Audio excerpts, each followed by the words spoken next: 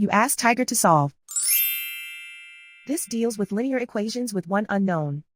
The final result is z equals 7. Let's solve it step by step.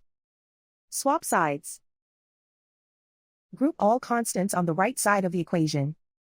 Add 7 to both sides. Simplify the arithmetic.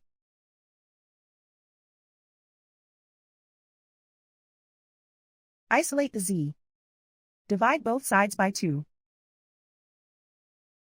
Simplify the fraction. Find the greatest common factor of the numerator and denominator. Factor out and cancel the greatest common factor. And so the final result is z equals 7.